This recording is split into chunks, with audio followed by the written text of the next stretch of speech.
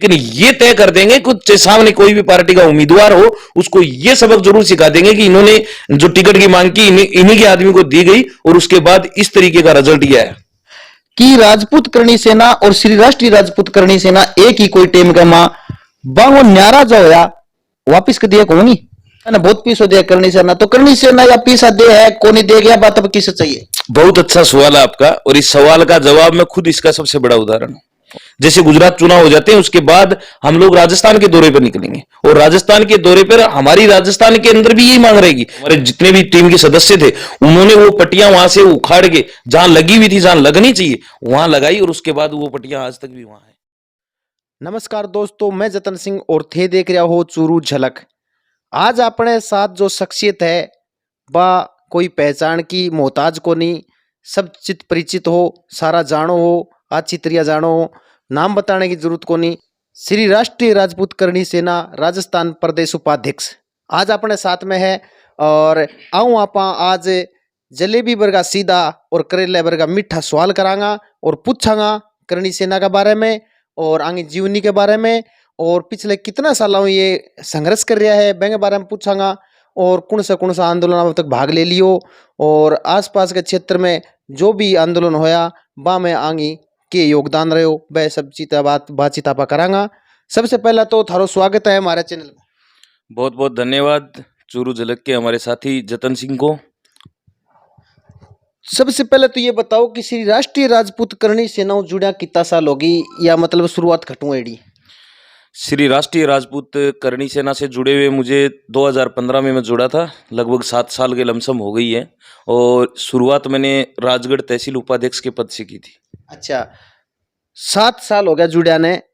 शुरुआती में आपा ने कोई पद मिले हो कि एज ए कार्यकर्ता आपा जुड़ा?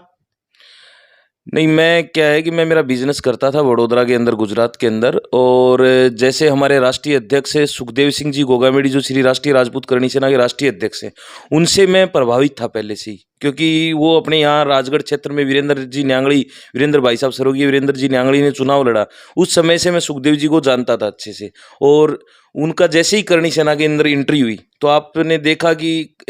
श्री राजपूत करणी सेना के वो प्रदेश अध्यक्ष बने और प्रदेश अध्यक्ष बनने के बाद में कुछ समय बाद में उन्होंने अपना खुद का जो संगठन है श्री राष्ट्रीय राजपूत करणी सेना के नाम से एक समाज सेवा का जो प्रारूप है वो तैयार किया। और जैसे श्री राजपूत करणी सेना में वो जुड़े प्रदेश अध्यक्ष बने तो उनकी कार्यशैली जो थी ना, जो उनका बोलने का और जो काम करने का ढंग था, उससे प्रभावित होकर मैं एक कार्यकर्ता के तौर पे करणी सेना या सुखदेव जी के बारे में धीरे धीरे सोशल मीडिया पे उनके साथ खड़े होने लग गए। अच्छा, तहसील उपाध्यक्ष की एक कार्यकर्ता हूँ सीधो तहसील उपाध्यक्ष बनाया गया तो कोई ना कोई आगे पीछे कारण रहेड़ो है, कोई एक्टिविटी रहेड़ी है, कोई भाग लीड़ो इतने बड़े कार्यक्रम में बड़े संख्या पूछाईडी है, जठे राष्ट्रीय अध्यक्ष आए बटे ऐ नहीं लेके शायद यही कारण होगा ने। इस दिन राजगढ़ के अंदर मीटिंग थी, पहली मीटिंग करणी सेना की पहली मीटिंग में मैं गया था और हमारे विधायक जी जो मनोज जी न्यांगड़ी हैं, उस समय वो वर्तमान विधायक थे और उनके कार्यालय के अंदर एक मीटिंग हुई थी। उस मीटिंग के अंदर कम से कम पहली मीटिंग के अंदर 70-80 लोग थे। 70-80 लोग में से कम 35 से 40 आदमी मैं मेरी तरफ से लेके गया था। एक जुनून था, एक जोश था और उसको देखकर वहाँ पर जिस तरीके से अपनी जो एक्टिविटी थी उसको देखकर वहाँ समाज के लोगों ने ये तय किया कि इनको करणी सेना में जिम्मेदारी, बड़ी जिम्मेदारी दी जाए। पहले तहसील अध्यक्ष के लिए बोल रहे थे लेकिन उस समय हमारे साथी कमल सिंह जी को बनाया गया तहसील अध्यक्ष और मेरे को तहसील उपाध्यक्ष की जिम्मेदारी दी गई। तहसील उपाध्यक्ष की जिम्मेदारी जो दी गई वह मैं बहु पहले कोई बड़ो आंदोलन होयो के जे में कोई बड़ी उपस्थिति आप दर्ज कराई हो? नहीं, उससे पहले कोई भी ऐसा आंदोलन नहीं हुआ था कि जिसमें कोई उपस्थिति अपने को दर्ज करानी पड़े। उसके बाद में बहुत से आंदोलन हुए, उसके बाद में जो भी आंदोलन हुए, जहां प्रोग्राम हुए वहां पर जरूर उपस्थिति दर्ज। एक कारण जिक्र करो कि मुरजाद सिंह लोसना बेटे में आठे का जिला अध्यक्ष चूरू का, तो मुरजाद सिंह लोसना जेटे में जिला अध्यक्ष तो राजगढ़ की आप बात करा तहसील की तो वे टेम में आठ है कि मतलब कार्यकारिणी किसी की कितना सदस्य करणी सेना में जुड़े रहा और बैंक बाद में कितनी प्रोग्रेस करी वे भी बात करांगा आपा। लेकिन सबसे पहले आप बताओ कि वे टेम में राजगढ़ में कार्यकारिणी का कितना सदस्य? नहीं, उस टाइम पे क्या हुआ, पहली मीटिंग थी, उससे पहले यहाँ कोई सदस्य नहीं था और उसके बाद हमारी कम से कम 8 से 7-8 आदमियों की नियुक्ति हुई थी। 7-8 आदमियों की नियुक्ति हुई। नियुक्ति के बाद में जिस तरीके से भाई कमल सिंह हमारे उस समय तहसील अध्यक्ष थे, मैं तहसील उपाध्यक्ष था। उसके बाद सुखदेव जी की सुरक्षा को लेकर एक मामला चला था पूरे राजस्थान में, सभी जिला हेडक्वार्टर पर बहुत बढ़िया तरीके से प्रदर्शन हुआ था, ठीक है। उस प्रदर्शन के दौरान वहाँ पर मैंने उपस्थिति दर्ज करवाई और उसके अलावा हमारे उस समय जिला महासचिव थे आदित्य सिंह जी लादड़िया, उन्होंने कोई ऐसी कोई पोस्ट डाली थी गाय के बछड़े को लेकर, कुछ मतलब ऐसा मामला हुआ था हिंदू मुस्लिम का। तो उस चीज को लेकर पोस्ट डालने के बाद जिस तरीके से प्रशासन ने उनको गिरफ्तार किया, वहां पर जो प्रदर्शन चला उसमें जो उपस्थिति लगातार मैंने दर्ज कराई, तो उसको देखते हुए माननीय जिलाध्यक्ष महोदय ने और तमाम जिला कार्यकारिणी ने ये निर्णय लिया कि संदीप सिंह चैनपुरा को यहाँ का तहसील अध्यक्ष नियुक्त किया जाए। उसके बाद मुझे तहसील अध्यक्ष नियुक्त किया गया था। एक और चीज पूछा कि एक 7 साल पहले की बात है कि तहसील उपाध्यक्ष बनाया, बैंक बाद में सफर बहुत बड़ो तय करियो, आने जिला अध्यक्ष बनाया गया, अभी प्रदेश उपाध्यक्ष है। करणी सेना आपका रवैया लेके हमेशा जानी जाए करणी सेना बड़े बड़े आंदोलन में गई है करणी सेना, और करणी सेना को उग्र एक रूप देखे जाए। लोगों को आरोप है बहुतांगो कि करणी सेना एक जाति विशेष की सेना है, एक बारे में क्या कहना है?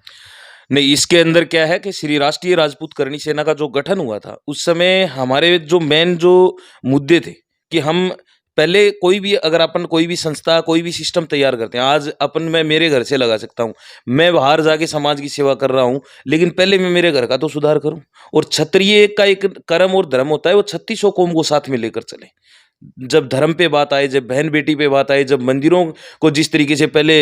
हमारे देश के अंदर तोड़े गए थे, अभी भी कई जगह तोड़े जा रहे हैं, तो करणी सेना वहाँ खड़ी होती है। और करणी सेना एक जाति का कोई संगठन नहीं है, ठीक है। जरूर हम श्री राष्ट्रीय राजपूत करणी सेना जरूर है, लेकिन हमारे श्री राष्ट्रीय राजपूत करणी सेना के अंदर अलग अलग लॉबी है, किसान लॉबी भी है, जैसे छात्र संगठन है उस तरीके से भी हमने बना रखी है, और भाईचारा कमेटी है, उसके अंदर 3600 कौम के लोगों को जोड़ रहे हैं। और 3600 कौम के लोगों को जहां भी कोई तकलीफ होती है, अगर कोई संगठन वहां पर कुछ करे ही नहीं करे, लेकिन करणी सेना का नाम अभी आपने बताया कि उग्र संगठन के रूप में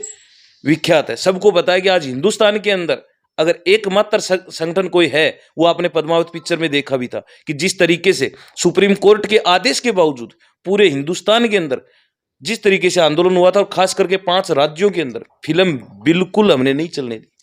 अभी पद्मावत को जिक्र आ गया फिल्म को, तो वह कई राज्य में बैन भी हुई, बैन आप देखा भी है, सारा देखा हो। लेकिन करणी सेना के बारे में लोग यह भी कहे कि करणी सेना एक आंदोलन उठावे तो है, लेकिन करणी सेना ने पीछे का कोई सूटकेस मिल जाए तो वह आंदोलन दबा भी देंगे, बारे में क्या कहो? नहीं नहीं, ये तो देखो जितनी मुंह जितनी बातें, ऐसा कुछ नहीं है। श्री राष्ट्रीय राजपूत करणी सेना गैर राजनीतिक संगठन है, ठीक है, सामाजिक सेवाएं करता है। और पद्मावत पिक्चर का मामला हुआ था, एक्चुअली क्या है, जब से हमारा देश आजाद हुआ है, देश आजाद होने के बाद में जिस तरीके से इस देश के अंदर हमारी संस्कृति को तोड़ा गया, जिस तरीके से फिल्मों के माध्यम से, और कुछ राजनेता भी इस तरीके के बयान देकर अक्सर सुर्खियों में रहते हैं, ठीक है। लेकिन पद्मावत पिक्चर आई, उससे पहले भी कई ऐसी पिक्चर आई है, चाहे जोधा अकबर हो, उस समय भी करणी सेना ने प्रदर्शन किया था, श्री राजपूत करणी सेना ने। अभी श्री राष्ट्रीय राजपूत करणी सेना ने इस पद्मावत पिक्चर के मामले में आवाज उठाई, और बंसाली को जयपुर आया था तो जयपुर में थप्पड़ भी पड़े थे। अब पूरे मीडिया बंधुओं को और सभी मतलब 3600 कौम के लोगों को पता है कि किस तरीके का प्रदर्शन हुआ था। उसके बावजूद यहाँ पर हमने जिस तरीके से उग्र प्रदर्शन किया, सुप्रीम कोर्ट के आदेश के बावजूद वो पिक्चर बैन हुई, और उसके अंदर भी सेंसर बोर्ड को 200 कट लगाने पड़े। आप मानोगे नहीं कि उस पिक्चर के अंदर जिस महारानी ने, जिस रानी सती पद्मावती ने विश्व के अंदर सबसे बड़ा जोहर, अगर हिंदुस्तान के अंदर नहीं पूरे विश्व के अंदर अगर सबसे बड़ा जोहर कहीं हुआ तो वो चित्तौड़गढ़ के अंदर हुआ। कई लोगों को यो भी आरोप है कि करणी सैनिक है वह ज्यादातर बड़ी बड़ी गाड़ियां में घूमे, अच्छो खर्चो करे, तो यो पीसो करणी सेना दे है या कतरा यो पीसो आवे, खटू आवे यो पीसो? लोगों को है कि करणी सेना बहुत पीसो दे है, कोई अध्यक्ष बन जा, तहसील अध्यक्ष बन जा, जिला अध्यक्ष बन जा, या फिर राजस्थान को प्रदेश अध्यक्ष बन जा, तो बहन बहुत पीसो दे करणी सेना। तो करणी सेना या पीसा दे है कोनी दे गया, बात अब किसे चाहिए? बहुत अच्छा सवाल है आपका, और इस सवाल का जवाब मैं खुद इसका सबसे बड़ा उदाहरण हूं। और मतलब ये जो लोग बोलते हैं कि भाई करणी सेना पैसा देती है, ये देती है, तो करणी सेना सबसे पहले मैंने अभी भी बोला था कि करणी सेना गैर राजनीतिक संगठन है। राजनीति के अंदर जो पार्टियां होती हैं उनके अंदर चंदा आता है, और उस तरीके से वो डिवाइडेशन होता है। और श्री राष्ट्रीय राजपूत करणी सेना एक सामाजिक संगठन है। इसके अंदर क्या होता है, समाज के जो लोग हैं, जो अच्छे एक्टिव लोग हैं, कुछ उसके अंदर बिजनेसमैन भी लोग हैं, वो लोग घर से पैसा लगाकर समाज सेवा होती है। और श्री राष्ट्रीय राजपूत करणी सेना का एक एक कार्यकर्ता जोश और जुनून के साथ पूरे तन मन और धन के साथ सामाजिक सेवा करना जानता है। और उसी तरीके से मैंने आपके सामने उदाहरण है, आप जिस तरीके से पूरे मेरा 7 साल का सफर है, इस संगठन के लिए, समाज के लिए हमेशा सदैव तत्पर रहा हूं और आगे भी रहूंगा। 3600 कौम के साथ कहीं भी अन्याय होगा तो श्री राष्ट्रीय राजपूत करणी सेना का हर एक कार्यकर्ता तन मन धन से समर्पित रहे। एक सीधो सीधो सवाल है बम के है लोगों की या मुख्य रूप एक ही मतलब जानकारी लेना हो कि संदीप सिंह चैनपुरा के बारे में और के बारे में नहीं कि संदीप सिंह चैनपुरा भी कितनो खर्चो कर दे महीने को करणी सेना जितना हम समाज की बात करा, समाज का काम हम जानो पड़े आंदोलन है पिछले 7 साल में अभी तक थारो कितो खर्चो गयो या लोग जानना चाहे बहुत लोग आंगिया मतलब एक राय ही कि यह चीजा हमेशा सामने आज तक या सामने को नहीं आई, शायद आज पहली बार सामने। जतन सिंह जी, आप खुद समझते हैं एक्चुअली क्या आपने मेरे साथ समाज की सेवा में आप भी मेरे साथ कंधे से कंधा मिलाकर साथ रहे हो। बहुत से साथियों ने जिस तरीके से मेरे साथ समय निकाला है, चाहे किसी ने 2 दिन दिए, किसी ने ज़्यादा दिन दिए, लेकिन आपने पिछले 2.5 साल के अंदर जिस तरीके से अपने चूरू जिले के दौरे किए, आपको पता है कि मिनिमम दिल्ली का 10 से 12 हज़ार रुपये मिनिमम खर्चा होता था। तो आप एवरेज निकाल सकते हैं कि 7 साल के अंदर कितना क्या खर्चा हुआ होगा। उसके अगेंस्ट में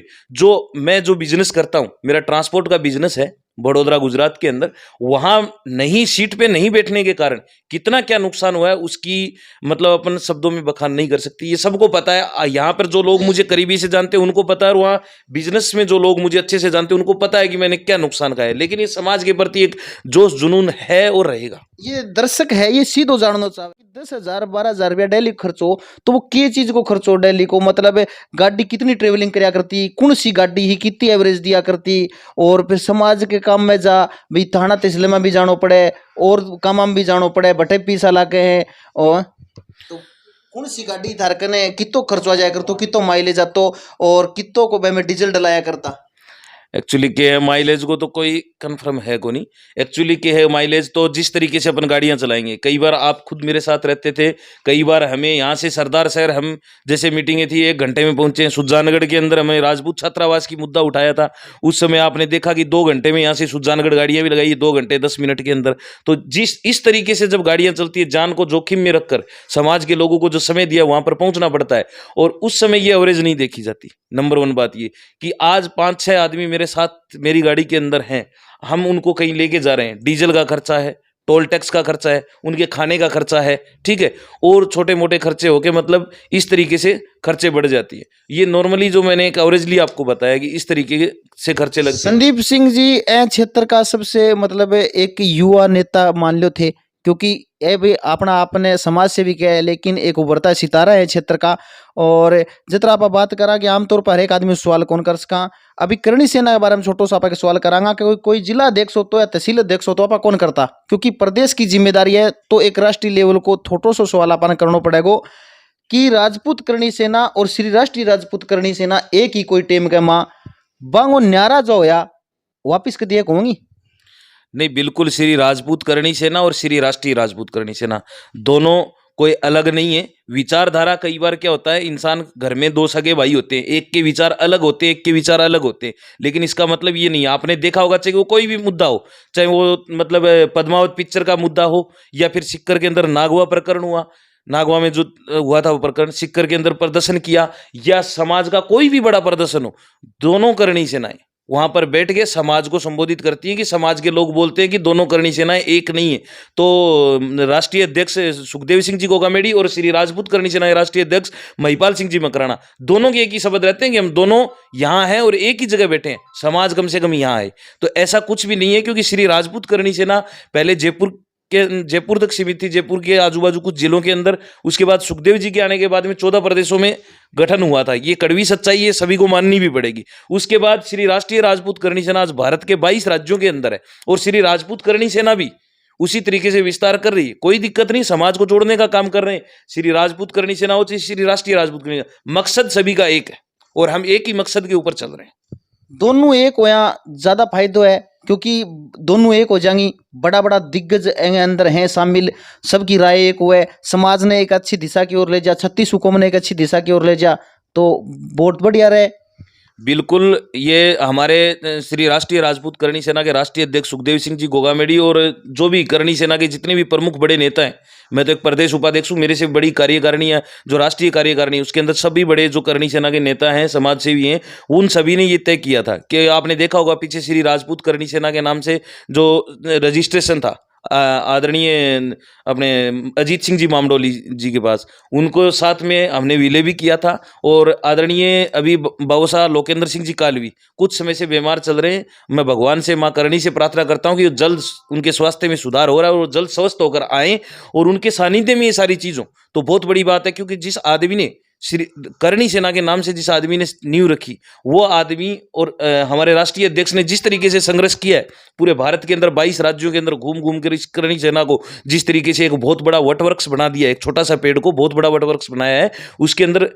दोनों ही माननीयों का बहुत बड़ा योगदान, क्योंकि उन्होंने तो इस नाम को रखा, इस संस्था को चलाने का काम 2006 के अंदर किया और उसके बाद इसको बहुत बड़ा वटवृक्ष बनाने के अंदर श्री राष्ट्रीय अध्यक्ष जो हमारे सुखदेव सिंह जी गोगामेडी, ये सब लोग मिलकर लगातार तैयारियां चल रही है। और कुछ समय बाद हो सकता है, मैं आपकी मीडिया के माध्यम से बताना चाहता हूं दर्शकों को कि बहुत ही कुछ समय कम समय के बाद हो सकता है कि दोनों संगठन एकजुट होकर काम करें, तो उससे एक बहुत बड़ा समाज के अंदर मैसेज जाएगा और सरकारों को भी पता चलेगा। और जो लोग हम जिस तरीके से कोई प्रदर्शन करते हैं और करते हैं तो उनमें दोनों बैनर अलग होते हैं तो थोड़ा सा अलग लगता है। हम भी चाहते हैं कि एक ही बैनर हो और उस बैनर के नीचे जितने भी संगठन है, हमारी सोच ये है, हमारे राष्ट्रीय अध्यक्ष सुखदेव सिंह जी गोगामेडी बार बार मंचों से कहते हैं कि चाहे वो तहसील स्तर का संगठन हो, चाहे जिले स्तर का और चाहे मतलब प्रदेश स्तर का हो, श्री राष्ट्रीय राजपूत करणी सेना आज भारत के 22 राज्यों के अंदर है। तो जितने भी संगठन है उनका इसके अंदर अगर विलय हो जाए, इसके अंदर अगर विलय हो जाए तो एक हमारा झंडा रहे और उसके नीचे बैठने वाले तमाम क्षत्रिय समाज के लोग। अच्छा, एक जो ते जिला अध्यक्ष रहा पीछे कै साल जिला अध्यक्ष रहा? 2.5 साल लगभग। 2.5 साल जिला अध्यक्ष के तौर पे भी कौन सी समस्याओं सामना करना पड़ो और कौन सा बड़ा आंदोलन कराया? सब पहली तो मैंने जब जिला अध्यक्ष जयपुर के अंदर जब मुझे जिला अध्यक्ष बनाया गया था, उस समय चूरू जिले के अंदर जो टीम थी वो सभी को पता है किस तरीके से क्या टीम थी, वो मेरे बताने की जरूरत नहीं, पूरी जनता को पता है। और जैसे मैं वहाँ से निकला तो मैंने वहाँ राष्ट्रीय अध्यक्ष और प्रदेश अध्यक्ष जी को भरोसा दिलाया था। राष्ट्रीय अध्यक्ष हमारे सुखदेव सिंह जी गोगामेडी और प्रदेश अध्यक्ष योगेंद्र सिंह जी कटार साहब को मैंने विश्वास दिलाया था कि आपने जो मुझे जिम्मेदारी सौंपी है, क्योंकि जिस तरीके से यहाँ पर जो मांग एक उठी थी जिले के अंदर, बहुत बड़ी मांग उठी थी कि संदीप सिंह चैनपुरा को जिला अध्यक्ष बनाया जाए। समाज के लोगों ने हजारों पोस्टें डाली, हजारों फोन किए कार्यालय के अंदर। लगातार उस मांग को देखते हुए राष्ट्रीय अध्यक्ष और प्रदेश अध्यक्ष जी को निर्णय लेना पड़ा और उन्होंने मुझे जयपुर बुलाया। और जयपुर बुलाने के बाद में जिस तरीके से उन्होंने मुझे सम्मानित तरीके से जो पदभार दिया, जो जिम्मेदारी दी, ठीक है, वो जिम्मेदारी देने के बाद में मैंने उनको पूर्ण रूप से विश्वास दिलाया कि मैंने जिस तरीके से तहसील अध्यक्ष पर रहते हुए जिस तरीके से कार्य किया, तहसील उपाध्यक्ष पद पर रहते हुए कार्य किया, उसके बाद गुजरात के अंदर मुझे जिम्मेदारी दी गई थी। गुजरात के अंदर वडोदरा जिला उपाध्यक्ष मुझे बनाया गया था, उसके बाद संभाग प्रवक्ता बनाया गया था। मैं बोला ठीक है, उसके बाद आप अभी अगर मुझे जिला अध्यक्ष की जो जिम्मेदारी दी है, मात्र 6 महीने का समय दीजिए मुझे। 6 महीने के अंदर चूरू जिले की कार्यकारिणी को टॉप लाकर खड़ी कर दूंगा, ये मेरा वादा है। उसके बाद वहाँ से जैसे निकले, चूरू के अंदर हमारे चूरू टीम के साथियों ने स्वागत किया, सब जगह किया। उसके बाद मैंने घर पर आकर सोचा कि अपने को भी अपने जिम्मेदारी तो ले ली, लेकिन चूरू जिला बहुत बड़ा जिला है, क्योंकि चूरू जिले का इस कोने से उस कोने को पार करने के लिए कम से कम 300 सवा 300 किलोमीटर एक साइड है। तो अगर यहाँ से जाएं और वापिस आए 600 साढ़े 600 किलोमीटर का सफर हो जाता है। लेकिन मेरा एक सोच थी कि चूरू जिले के गांव गांव और ढाणी ढाणी के अंदर बसे हुए राजपूत समाज को इस संगठन से जोड़ें, क्योंकि ताकि उनको कहीं भी कोई तकलीफ हो, कहीं भी कोई तकलीफ हो तो अपन उस तकलीफ के अंदर हमारी टीम वहां पर पहुंचे और हमारी टीम उस तकलीफ के अंदर उस परिवार का सहारा बने। इसके अलावा जो 3600 कौम के लोग हैं उनको भी जोड़ने की पहल अपन ने शुरू की थी। और चूरू जिले के अंदर हर तहसील मतलब चूरू जिले के अंदर 8 तो तहसील है, 6 विधानसभा हैं और 2 उप तहसील है, ठीक है। इन सभी के अंदर मैंने टीम बनाई मेरे सभी साथियों के सहयोग से। अकेला मैं कुछ नहीं हूं, क्योंकि अकेला इंसान कुछ नहीं कर सकता। मेरे जितने भी साथी थे सभी ने मेरा कंधे से कंधा मिलाकर साथ दिया कि संदीप सिंह आप आगे बढ़ो, हम आपके साथ खड़े। पूरे जिले के अंदर पंचायत स्तर तक हमने टीमें बनाई बढ़िया तरीके से। अच्छा एक संगठन यहाँ पर एक मजबूत वटवृक्ष जो बोलते हैं वो मैंने तैयार कर दिया पूरी टीम के सहयोग से। अच्छा, जो जिला अध्यक्ष रहता आगे 2-3 जो आगे आंदोलन करेड़ा है वह अपने कने आ देखा आगा पढ़िया पहला तो एक सरदार शहर में एक महिला ऊपर कोई हमलो हो, वह हमले में भाई कितनी बड़ी टीम थी लेके गया बैठे, वो पूरा हमले की पूरी घटना के ही बा, और वह में कितना का दिन लग गया, वह न्याय मिलो या नहीं मिलो। सरदार शहर के अंदर राजपूत समाज की महिलाओं के साथ जिस तरीके से मारपीट हुई थी, उनका कोई आपस में जमीन का कोई लफड़ा था, उनका कोई खेत था और उसमें कोई पट्टी वगैरह जो अवैध रूप से किसी ने रोप दी थी, उसको लेकर उनका झगड़ा हुआ। रात में वो झगड़ा हुआ, सुबह उन लोगों ने अब हमारे राष्ट्रीय कार्यालय के अंदर संपर्क किया, प्रदेश अध्यक्ष जी से संपर्क किया, उनके मेरे पास कॉल आए कि इस तरीके की घटना आपके चूरू जिले में हुई है। कि उन्होंने मुझे कॉल नहीं किया तो मुझे कैसे पता चले, मेरे टीम के किसी सदस्य से उन्होंने बातचीत नहीं की। बाद में जैसे उनके कॉल मेरे पास आए, मैंने तुरंत सरदार शहर के हमारे तहसील अध्यक्ष नरेंद्र सिंह जी थे, उनको मैंने तुरंत बोला, वहाँ हमारे साथी हैं चैन सिंह जी राजवी, उनको भी बोला, तो बोले कोई दिक्कत नहीं है, आप बोलो तो हम जा रहे हैं। बोल नहीं, एक बार मैं आता हूँ। और यहाँ से मैं भी गया, हमारे तारानगर की टीम और सरदार शहर की टीम मिल गई, कुछ चूरू से भी हमारे साथी आए, सब लोगों ने मिलकर वहाँ पर परिवार से मिले, परिवार की पीड़ा जानी। पीड़ा जानने के बाद वहाँ का निरीक्षण किया कि वहाँ पर किस तरीके से क्या क्या घटना हुई है। उसके बाद हम वहाँ सरदार शहर थाने के आगे गए, थाने के आगे प्रदर्शन किया। प्रदर्शन करते ही वहाँ के थाना अधिकारी बहुत ही अच्छे अधिकारी थे, मैं उनको सलूट करता हूँ, उन्होंने हमारा सहयोग किया पूरा। क्योंकि जिस तरीके से हमने प्रदर्शन किया तो उन्होंने अंदर बुलाया, आदरणीय महेंद्र दत्त जी शर्मा वहाँ पर थाना अधिकारी थे, और उन्होंने अंदर बुला के हमें जिस तरीके से 4-5 लोग जो हमारे कमेटी के लोग थे, मीडिया के बंधु भी वहाँ उपस्थित थे, उनके सामने उन्होंने बातचीत की कि मैं उस परिवार के साथ हूँ, आपको प्रदर्शन करना है कोई दिक्कत नहीं है, वो इतनी देर से कर रहे हो और प्रदर्शन कीजिए, कोई दिक्कत नहीं है, लेकिन मैं आपको विश्वास दिलाता हूँ कि मैं आपके साथ हूँ, और जो आप बोलोगे वो मैं, जो मेरे से हो सकेगा कानूनी तरीके से मैं आपकी सपोर्ट करूँगा। उसके बाद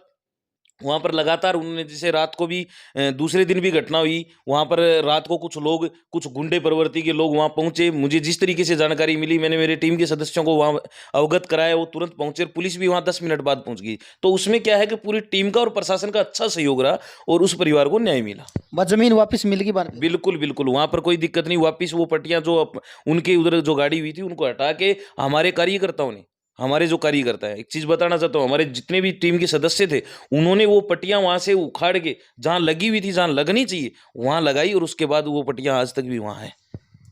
एक सीधो सो सवाल है कि अभी जो विधानसभा चुनाव है वह सिर के ऊपर आ रहे हैं एकदम, तो ए में करणी सेना खुद चुनाव लड़ेगी या करणी सेना कोई पार्टी ने सपोर्ट करेगी, या करणी सेना पिछली तरिया कमल का फूल हमारी भूल, मोदी तुझसे बैर नहीं वसुंधरा तेरी खैर नहीं, एंग बारे में क्या कहना है? इसके बारे में मैं बताना चाहता हूं आपको कि श्री राष्ट्रीय राजपूत करणी सेना, मैंने बताया था कि गैर राजनीतिक सामाजिक संगठन है, और हम जिस तरीके से बीजेपी हो चाहे कांग्रेस हो चाहे बसपा हो चाहे सपा हो, हमारे साथ जिस तरीके से आज़ादी के बाद हमारे समाज को जो जितनी टिकटें मिलनी चाहिए, ये हमारी लगातार मांग है। आपने गुजरात के अंदर देखा होगा, और उसी तर्ज पर हमारे आदरणीय प्रदेश अध्यक्ष जी और हमारी पूरी प्रदेश की टीम कुछ समय बाद,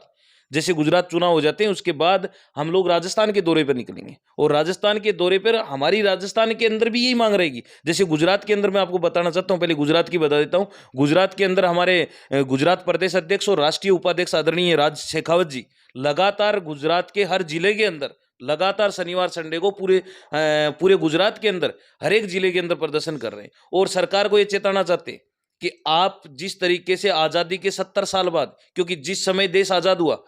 सरदार वल्लभ भाई पटेल ने एक अपील की थी कि देश के तमाम रजवाड़े अगर हमारा सहयोग करे तो कन्याकुमारी से, कश्मीर से कन्याकुमारी तक पूरा हिंदुस्तान एक हो सकता है। और क्षत्रिय समाज ने उस समय 562 रियासतें एक झटके में दान कर दी। आज कोई भी व्यक्ति है, चाहे वो कोई भी कार्य करता है, चाहे वो मतलब एक ठेला ही चलाता है, ठीक है, वो दान में दे देगा। यार एक बड़े से बड़ा बिजनेसमैन, मैं वो भी आपको उदाहरण देता हूं, बड़े से बड़ा बिजनेसमैन, बड़े से बड़े राजनीतिज्ञ अपनी कुर्सी नहीं छोड़ सकता, अपना सब कुछ दांव पे नहीं लगा सकता, लेकिन ये क्षत्रिय समाज है जो त्याग और बलिदान के लिए जाना जाता है। इस समाज ने इतना बड़ा त्याग किया, लेकिन उसके बाद इस समाज को क्या मिला? 70 साल के अंदर, 70-75 साल हो गए आज आजादी को, इस समाज को लगातार प्रताड़ित किया गया, फिल्मों के माध्यम से हमें कमजोर करने का प्रयास किया गया, राजनीतिक तौर पर हमें तोड़ा गया। क्योंकि लोकतंत्र के अंदर आप देख सकते हैं पीछे की कोई भी भाषण होगा, मैं एक ही शब्द बोलता हूं कि इस लोकतंत्र के अंदर अगर आपको मजबूती से उभर कर आना है तो आपको राजनीति में आपको आना पड़ेगा, राजनीति के अंदर आपकी भागीदारी आपको सुनिश्चित करनी पड़ेगी। और इसी मांग को लेकर गुजरात के अंदर हम हर जिले के अंदर प्रदर्शन करके सरकार को चेता रहे हैं, और कुछ समय बाद अभी कुछ ही दिनों के बाद गुजरात के अंदर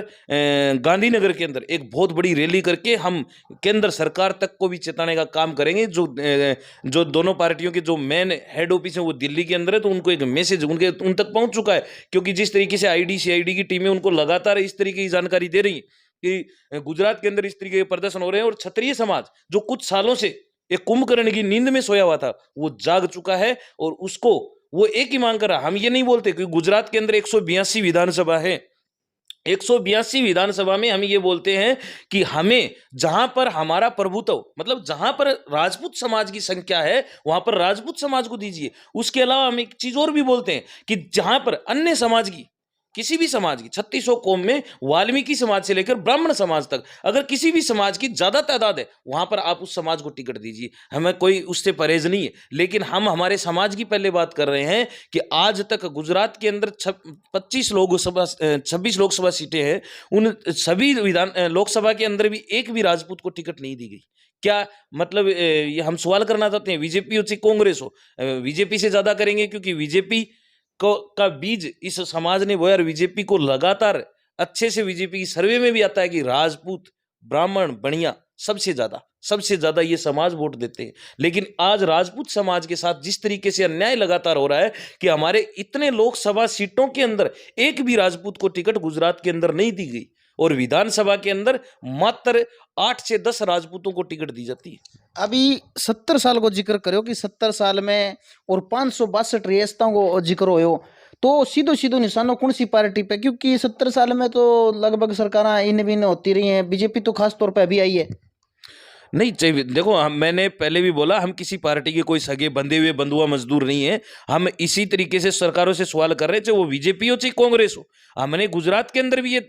दोनों पार्टियों को बोला है, दोनों पार्टियां, ये आम आदमी हो चाहे कौन सी भी पार्टियां हो, हमारे समाज को टिकट दे, उसको जिताने की जिम्मेदारी हमारी है। और जीतेंगे नहीं, देखो हार जीत एक सिक्के के दो पहलू होते हैं, लेकिन ये तय कर देंगे कुछ सामने कोई भी पार्टी का उम्मीदवार हो, उसको ये सबक जरूर सिखा देंगे कि इन्होंने जो टिकट की मांग की इन्हीं के आदमी को दी गई, और उसके बाद इस तरीके का रिजल्ट ये है।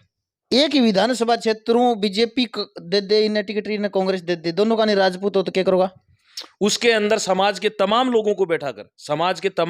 बैठाकर एक मीटिंग लेंगे, और करणी सेना के तमाम पदाधिकारी वहां मौजूद रहेंगे, और उसके अंदर हम तय करेंगे कि कौन जिताऊ कैंडिडेट है, कौन मतलब समाज के लिए या 3600 कौम के लिए खड़ा हो सकता है। जिस तरीके से हमारे पूर्वजों ने जिस तरीके से 3600 कौम को साथ में लेकर कार्य किया, आज भी 3600 कौम में मैं गारंटी लेता हूं, मैंने करणी सेना की कमान संभाली और मैं जिले के अंदर दौरे किए, पूरे जिले के अंदर, गुजरात में भी कई गांवों के अंदर गया हूं। 3600 कौम के लोग चाहते हैं कि क्षत्रिय समाज नेतृत्व करे, लेकिन क्षत्रिय समाज को नेतृत्व करने की जो क्षमता थी, जिस तरीके से जो उनको आना चाहिए था, वो लोग कुछ समय गए, हमारे समाज के लोग कुछ समय की ऐसी विपरीत परिस्थितियां हुई कि सब लोग धीरे धीरे हमारा राजनीति के अंदर सत्र घटता गया, और उसका रिजल्ट ये है कि आज हमें सरकारों के सामने गिड़गिड़ाना पड़ रहा है। जो समाज दान में देता था सब कुछ, आज उस समाज को राजनीतिक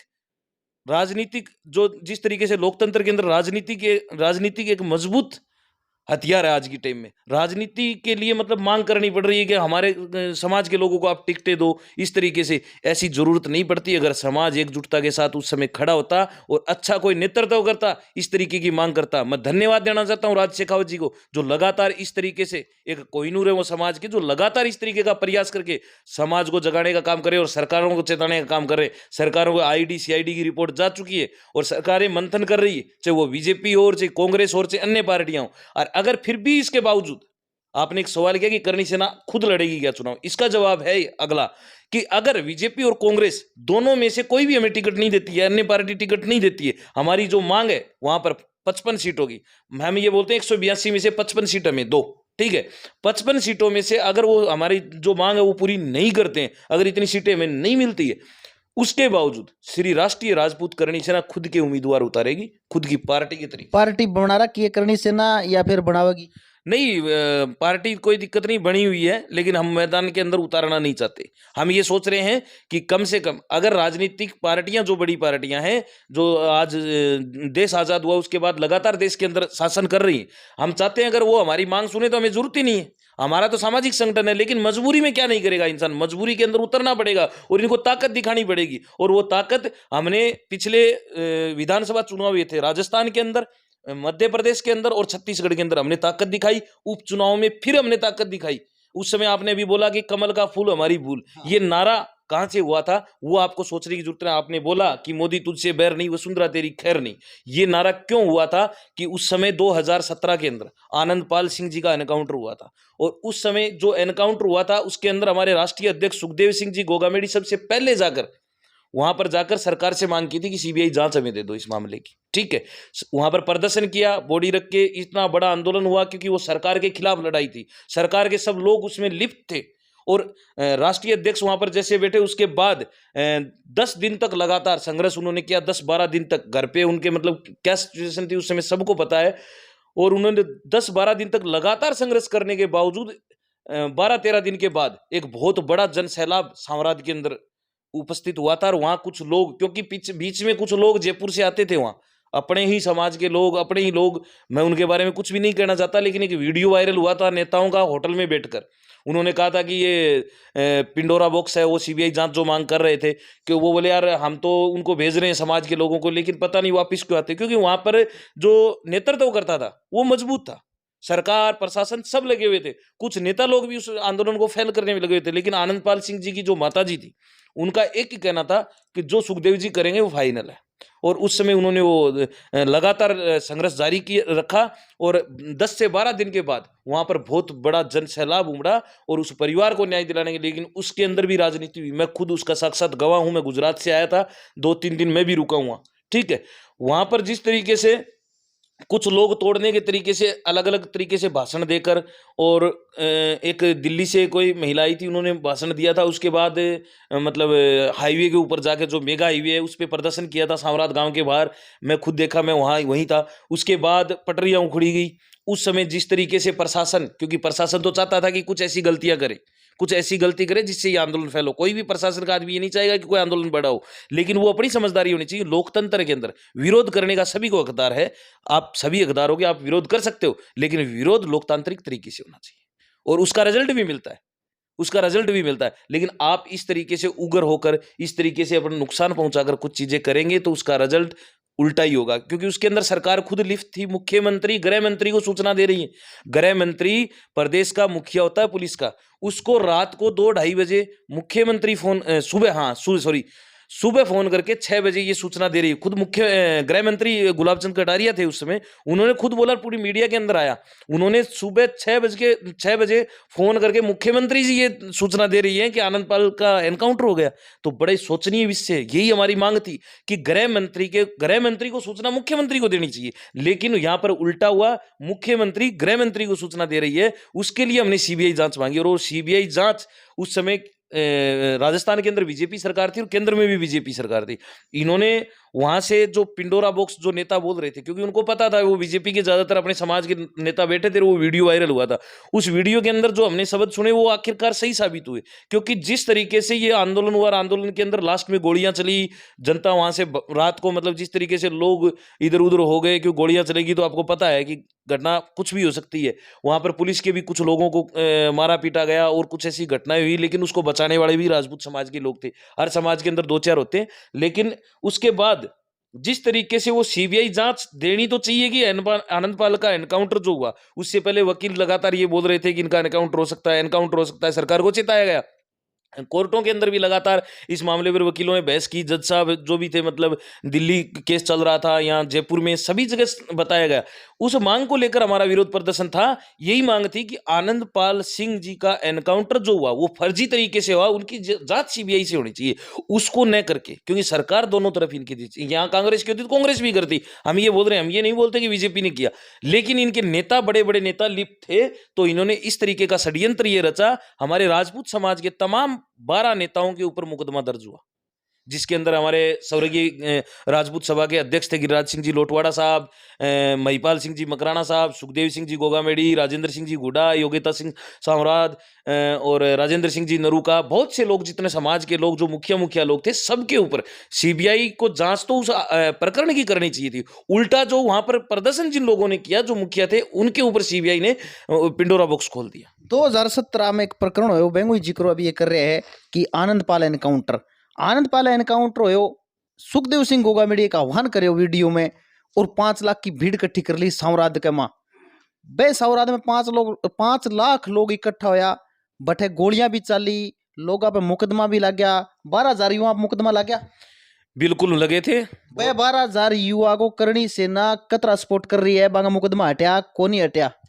उनके लिए क्या है मैं आपको बताऊं, एक्चुअली उस समय जो ये प्रदर्शन हुआ था सरकार का सीधा आदेश था। उसके अंदर मेरे पास भी पुलिस से बहुत फोन आए। मैं उस समय तहसील अध्यक्ष था राजगढ़ से, चूरू जिले की राजगढ़ तहसील पड़ती है, वहां से मैं तहसील अध्यक्ष था। और उस आंदोलन में मैं गुजरात से आया था और मेरे पास भी लगातार पुलिस के फोन आए। पुलिस का सीधा कहना यही था कि जितने भी इनके ऊपर से आदेश थे, क्योंकि सरकार ने आदेश निकाल दिया, करणी सेना का कोई भी कार्यकर्ता, खास करके तहसील अध्यक्ष, प्रदेश अध्यक्ष, ये जो भी जितने भी सबके ऊपर मुकदमा दर्ज करो, सबके ऊपर मुकदमा दर्ज करो। मैं जैसे यहाँ घर पहुंचा तो मेरे पास भी हमारे राजगढ़ और सिद्धमुख दोनों थानों से फोन आने लग गए थे। परेशान कर लिया गया था, गांव से डिटेल ले रहे थे लोगों से, कितने क्या है, कहाँ पे रहते हैं, क्या है क्या नहीं है। लेकिन उस समय मैं बिल्कुल नहीं दोस्त था, भी मैंने वहां पे कुछ ऐसा किया ही नहीं। मैंने यहाँ इन लोगों को बताया, मेरा जो है हो गया। अभी कई 12,000 मुकदमे जो जिन लोगों पे, युवाओं पे हुए, उनमें से कुछ लोग जो हैं, कुछ लोगों पे मुकदमे धीरे धीरे जो कानूनी प्रक्रिया है उस हिसाब से, जैसे यहाँ पर जैसे कांग्रेस की सरकार आई राजस्थान के अंदर, तो इन्होंने आश्वासन दिया था कि जो भी न्यायिक प्रक्रिया के हिसाब से जो हो सकता है हम करेंगे। उसमें कुछ हुए हैं और कुछ लोगों पे जो मुकदमे चल रहे हैं उनके लिए लगातार हम प्रयास कर रहे हैं। लगातार हम अभी प्रयास चुनाव सिर पे है,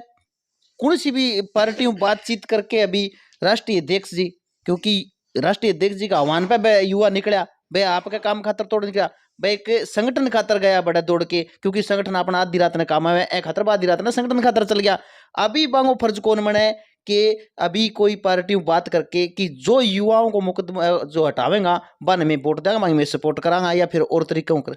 बिल्कुल, पीछे उपचुनाव में आपने देखा था हमारे राष्ट्रीय अध्यक्ष जी ने ये चीज बोली भी थी और सरकार ने उस चीज को मानी भी है। मैं आपको अभी बता रहा हूं ना, पूरे 12,000 मुकदमे जो हुए थे वो अभी भी मतलब चल नहीं रहे, कुछ मामले लंबित चल रहे हैं। उनके अंदर क्या है, कोई ऐसी धारा लगी हुई हो जो मतलब सरकार नहीं हटा सकती, वो धीरे धीरे जैसे जांच होगी, जैसे सिस्टम होगा, उसके बाद खुद जो कोर्ट के जज होंगे वो निर्णय लेंगे, क्योंकि उसके अंदर सरकार और प्रशासन कुछ नहीं कर सकता। उनसे जो हुए वो मामले वापिस सरकार ने लिए हैं। कुछ गरीब युवा हा बैंक अंदर भाई सारा जाने वाला भाई करोड़पति अरबपति तो कौन, या कुछ गरीब युवा बड़े गोली कांड में भाई मारे भी गया, बांगी कोई आर्थिक सहायता करी करनी से ना। बिल्कुल, ये सवाल आपका बहुत अच्छा है, क्योंकि गुजरात के जो थे अपने भवानी सिंह, उसके अंदर एक्सपायर हुए थे गोली से, और सुरेंद्र सिंह जी मालासर ये हुए थे। उस मामले के लेकर करणी सेना ने, समाज के लोगों ने, करणी सेना के लिए नहीं, समाज से ही करणी सेना है, समाज के लोगों ने उनका जो हो सके वो सहयोग किया। दूसरे उस समय हमारे महेंद्र सिंह जी देवड़िया करणी सेना के कार्यकर्ता है, ठीक है, उनके ऊपर उनके गोली लगी, वो घायल हुए थे, उनका अहमदाबाद में इलाज चला था और हमारे राष्ट्रीय उपाध्यक्ष और गुजरात प्रदेश अध्यक्ष राज शेखावत जी ने निःशुल्क उनका इलाज करवाया था। उसके बाद आदरणीय मंजीत पाल सिंह सावराज जो आनंदपाल जी के भाई है, वो लगातार उनसे मिले, जो भी हेल्प हुई उन्होंने भी किए। तो समाज के सब लोगों ने इस तरीके की हेल्प की। और सुरेंद्र सिंह जी जो मालासर है, उनके वहाँ जो रतनगढ़ की टीम है और आजू बाजू के जो हमारे पदाधिकारी थे, सब लोग उसके परिवार से मिले और उन्होंने जो भी सहायता थी उससे पूरी टीम ने, पूरे समाज के लोगों ने दी। और वहाँ जैसे रक्षाबंधन आती है, राखी के दिन वहाँ उन लोगों ने जाके उनकी बहनों से राखियाँ भी बंधाई है कि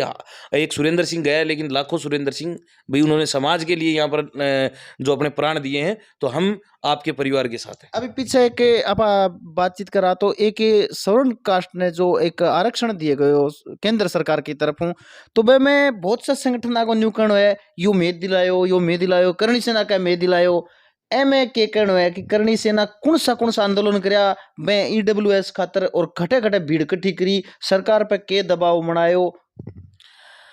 बहुत अच्छा सवाल है आपका, और ये कुछ लोगों के मन में भी चल रहा है और कुछ लोग इस तरीके की बातें भी करते हैं कि ये तो किसी ने आरक्षण नहीं दिलाया, हमने दिलाया है। हम किसी के ऊपर कटाक्ष नहीं करेंगे, वो उनकी सोच है, वो कटाक्ष कर रहे हैं, वो उनके सोच है। क्योंकि समाज के लिए जितने भी संगठन लड़ तो समाज के लिए रहे, सभी का लक्ष्य एक है, विचारधारा अलग अलग है, अलग अलग तरीके से लड़ाई लड़ते हैं। उन्होंने भी प्रयास किया होगा, लेकिन मेरा मानना है सभी जितने भी लोग देख रहे हैं इस वीडियो के माध्यम से, वो भी इस चीज को तय कर लेंगे कि सबसे पहले आज तक मतलब ये जो आरक्षण की लड़ाई है, आज से नहीं है, पिछले 20-25 साल से लगातार सभी संगठन कर रहे हैं। लेकिन यहां पर राजस्थान के अंदर अगर पहली बार विधानसभा का घेराव किसी ने किया तो वो श्री राष्ट्रीय राजपूत करणी सेना। कौन सी साल में करो ये लगभग किया था 2017 में प्रदर्शन था ना शायद, पहले हमने प्रदर्शन किया था 2016 के अंदर। 2016 के अंदर किया था और उसके बाद दूसरा जो है वो 2018 के अंदर किया था, शायद 18 या बेटे में कितना करणी सैनिक मौजूद है बेटे में? हजारों की संख्या में भीड़ थी, कोई गिनती तो हमने की नहीं। वो वीडियो वगैरह इधर यूट्यूब पे भी पड़े होंगे, सभी लोग देख सकते हैं कि सवर्ण आरक्षण की मांग को लेकर हमारी ये लगातार सरकार को चेता रहे थे, लेकिन उसके बाद हमारे राष्ट्रीय अध्यक्ष ने पूरे राजस्थान के अंदर घूमकर लोगों को पीले चावल दिए और सभी को वहाँ पर आने के लिए आमंत्रण दिया और वहाँ पर हजारों की संख्या में भीड़ थी, हजारों लाखों की संख्या में। और हमने विधानसभा का घेराव किया, विधानसभा अंदर चल रही थी, विधानसभा के गेट के आगे बैठ गए और वहाँ से हटे नहीं। वहाँ पर हमारे जो अभी सरकार के अंदर मंत्री है राजेंद्र सिंह जी गुड्डा, जो करणी सेना के संरक्षक है, वो भी वहीं थे और राष्ट्रीय अध्यक्ष सुखदेव सिंह जी गोगामेडी और सभी जितने भी जिलों के पदाधिकारी हैं, सभी कार्यकर्ता, सभी वहाँ उपस्थित थे। हमारा लगातार सुबह से लेकर शाम तक प्रदर्शन चलता रहा और सरकार के लोग जो थे उस समय माननीय मंत्री साहब अरुण चतुर्वेदी जी और दो तीन लोग और आए थे सरकार के मंत्री लोग। उन्होंने बोला कि अंदर आप आ जाइए और बातचीत करते हैं। सुखदेव जी को और राजेंद्र जी गुड्डा को इनको बोला कि आप अंदर आ जाइए, बैठ के बातचीत करते हैं। तो इनका एक ही जवाब था कि हम बंद कमरों के अंदर वार्तालाप नहीं करेंगे। अगर आपको बातचीत करनी है तो ये सरकार समाज के लोग बैठे हैं और हम इनके साथ नीचे बैठे हैं, कोई बड़ा छोटा नहीं है, सब समान ही है और हम यहाँ बैठे, आप यहाँ पर आइए और बैठ के बातचीत जो भी आपको करना है निर्णय वो समाज के सामने बताइए। फिर वो लोग वहाँ बोले इतनी भीड़ के अंदर हम आ नहीं सकते क्योंकि प्रदर्शन होता है, हो सकता है कि क्योंकि भीड़ के अंदर भीड़ उग्र होती है और भीड़ के अंदर कोई भी 2-4 लोगों ने किया तो वो पूरे समाज को एक कलंकित करने का काम ऐसी चीजें करती है। तो इसलिए उन्होंने क्या किया, गेट के पास ही वहां पर नीचे बिछा के दरी बिछाकर वहां पर बैठ गए कि यहाँ बैठकर अपन बातचीत करते हैं। उस समय उन्होंने पूर्ण रूप से हमें आश्वासन दिया कि हम आपको जो है 10% आरक्षण की जो आपकी मांग है इसको हम मानते हैं और हम ऊपर भेज देंगे कमेटी बनाकर। लगातार जो है जैसे गुजरों को आरक्षण दिया तो एक देवनारायण बोर्ड के नाम से कमेटी बना रखी है। हमने बोला कि सवर्णों का आरक्षण, आज कोई भी IPS अधिकारी है, कोई भी बिजनेसमैन है, ठीक है, पहले एक व्यवस्था अलग होती थी राजतंत्र के अंदर, आज लोकतंत्र है। लोकतंत्र के अंदर आप अच्छी पढ़ाई लिखाई कर रहे हो, आप आगे बढ़ोगे, लेकिन कुछ लोग ऐसे भी है जो आरक्षण के कारण लगे हुए, ठीक है, उनको नौकरी मिली, अच्छी बात है, हम भी ये चाहते हैं, लेकिन हमारी मांग ये थी कि आर्थिक आधार पे इसका आंकलन हो और जिसको जरूरत है उसको आरक्षण मिले। मैं बोलता हूं मेरे को आरक्षण की जरूरत नहीं है, सीधी स्पष्ट बात है, मैं मेरा बिजनेस करता हूं, कोई दिक्कत नहीं, मेरे को और मेरे बच्चों को आरक्षण की जरूरत नहीं पड़ेगी। लेकिन जो हमारे ही समाज में, हमारे गांव में, हमारे परिवार में जिनको आरक्षण की जरूरत है उनको आरक्षण मिले। एक आखिरी सवाल है अभी अपनों, उसके बाद आरक्षण के लिए जो बोलते हैं कि हमने दिलाया, हमने किया, वो पूरी बातें बता रहा हूं आपको। ये तो बीच में मैंने चर्चा इसलिए छड़ी कि इस तरीके से ये हुआ। उसके बाद हमने दोबारा सरकार की जो मांग थी दोबारा फिर हमने किया, दोबारा आरक्षण का फिर विधानसभा का घेराव किया आरक्षण के लिए। उसके बाद मध्य प्रदेश के अंदर हमने रैलियां की क्योंकि केंद्र सरकार को चेताना था तो अन्य प्रदेशों में भी करना जरूरी था। यहाँ राजस्थान की सरकार थी, उन्होंने रिपोर्ट भेज दी, उन्होंने स्पष्टीकरण दे दिया, भाई हमने आपने प्रदर्शन किया, हमने आपसे वादा किया था, हमने आगे रिपोर्ट भेज दी। उसके बाद हमने मध्य प्रदेश के अंदर चाहे वो इंदौर हो, चाहे रतलाम हो और चाहे उज्जैन हो, तीनों जगह बड़ी बड़ी रैलियां करके, बड़े बड़े प्रदर्शन करके 10 से 12 15 लाख लोगों की भीड़ करके और इस तरीके से सरकार को जिताया। वहां पर नेशनल इंटरनेशनल मीडिया भी थी और इब एक आखिरी सवाल है कि करणी सेना SC/ST जो कानून आयो एट्रोसिटी बेंगो विरोध क्यों कर रही है, बेंगो क्या डर लगा करणी सेना ने? करणी सेना को कोई डर नहीं है। सबसे पहले तो आपके सवाल का जवाब मैं ये दे दूं, उसके बाद करणी सेना उसका ये विरोध कर रही है कि आज कोई भी SC/ST का मुकदमा तो भी दर्ज होता है, कुछ लोग अपनी राजनीतिक रोटियां सेकने के लिए SC/ST के जो हमारे दलित भाई हैं उनको भ्रमित करने के लिए उनके द्वारा ये मुकदमे करवाए जाते हैं और उन मुकदमों के अंदर सामने वाले से मोटी रकम की भी बातचीत होती है। ये सारा सिस्टम, इस तरीके का प्रोपेगेंडा इस देश के अंदर चल रहा है, ठीक है। और SC/ST का जो कानून सरकार ने अभी लागू किया था उसका विरोध हमने इसलिए किया था कि बिना जांच के गिरफ्तारी इस हिंदुस्तान के अंदर इस तरीके का कानून तो कभी अंग्रेजों के समय में भी नहीं था कि बिना जांच के गिरफ्तारी। ये एक काला कानून है और इसका हम इसलिए विरोध कर रहे हैं कि इसका सरकार बिना जांच की गिरफ्तारी का जो कानून लेकर आई है इसको तुरंत प्रभाव से हटाए और कोई भी मामला हो उसकी जांच करे, जांच में अगर अगला आरोपित पाया जाता है तो उसको गिरफ्तार करे, हमें कोई एतराज नहीं। ये बात है। तो ये है अपना सागे संदीप जी, राष्ट्रीय राजपूत करणी सेना का प्रदेश उपाध्यक्ष राजस्थान का। और अतरंगा धमाकेदार वीडियो देखने खातर, इंटरव्यू देखने खातर, अपना आसपास की खबरें देखने खातर चैनल ने सब्सक्राइब जरूर कर लो।